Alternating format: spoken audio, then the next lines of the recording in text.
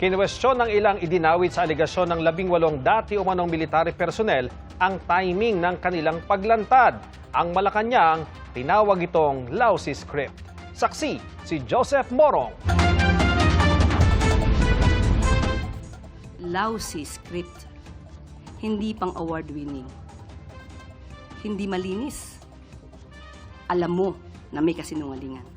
Ganyan inilarawan ng Malacanang ang mga aligasyon ng 18 dati umanong military personnel na ipinisinta sa media ni Atty. Levito Baligod.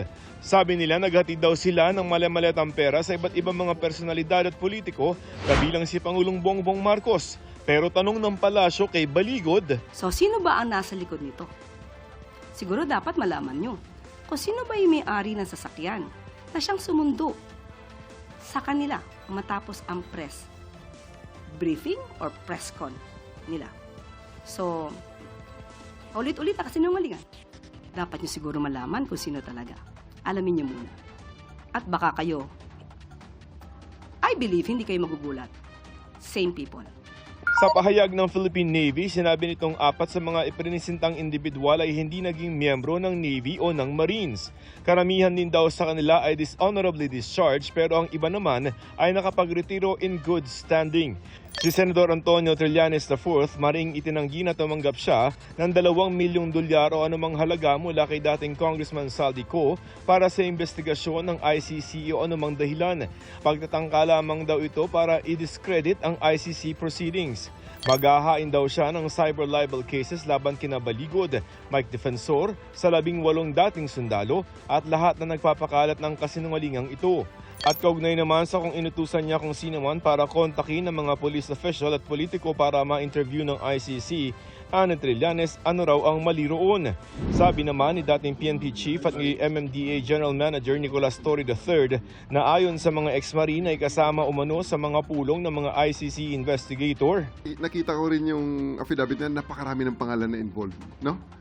Allow me please to reserve my comments regarding that matter kasi hindi nga natin alam kung yan ay kaya nilang i-substantiate. Sabi naman ni Congressman Leila de Lima, tingnan na lamang daw ang timing na natapat sa confirmation of charges ng dating Pangulo at impeachment proceedings laban kay Vice President Sara Duterte. Tinawag niyan cheap at katawa-tawa ang paglutang ng mga aligasyon na panglihisan niya sa totoong issue. Reaksyon naman ng ilan pang mambabatas na nabanggit kaugnay sa issue. It's all BS. Unassigned nga eh. Those who are behind their supposed press con, they have not achieved anything but present themselves as National Marites Council. Nilulutawag sa mga ganyan. I will not dignify a tall story allegation. Ang nakakatawa ron, baka hanapin sa akin ng kasama ko yung tipong maleta. Timing din ang kwestiyon ni Manila Representative Joel Chua na chairman ng House Committee on Good Government and Public Accountability. Isa rin yan sa mga ipinagtataka ni Senate President Pro Tempore Panfilo Lacson. The timing, parang nakatiming to, bakit yung ICC ngayon na nakapokus? Ang pinoproject doon is napaka-corrupt ng ICC, di ba?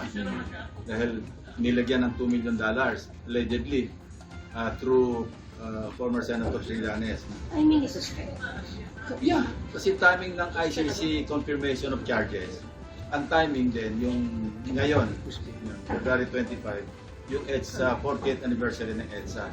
So ano yung, sa akin kung ako yung mukhang merong political color, not just political color, mukhang merong destabilization na aspect. Dagdag ni Lacson, dapat i-evaluate muna ang kredibilidad ng impormasyon ng mga ex-military personnel. May mga portions doon na pwede na sabihin credible, pero may mga questionable. Number one, ang sinabi lang 805 billion yung napunta, yung pinamahagi o napunta kay Congressman Saldi Co. Well, from 2023 to 2025, ang total amount ng flood control projects 1.13 trillion. So kung ang napunta kay Congressman Saldi Co allegedly 805, that's at least 70% of the total appropriations for the same period sa flood control projects. So puro cost na yung nandun. Saan manggagaling yung napunta kay Bernardo? Saan ang napunta kay Alcantara? So, sobra yung computation. Sobra computation. Sumulat na rin daw si Lacson sa Philippine Navy, Army at LTO para alamin ang pagkakakilanlan ng mga nagpakilalang dating military personnel. Pagkatapos ng verification, pwede raw paharapin sa Senado ang mga ito. Sinisikap ng GMA Integrated News na makuha ang panig ng iba pang nabanggit. Para sa GMA Integrated News, ako si Joseph Morong, ang inyong saksi. Mga kapuso, maging una sa saksi. Mag-subscribe sa GMA Integrated News sa YouTube para sa iba't ibang balita.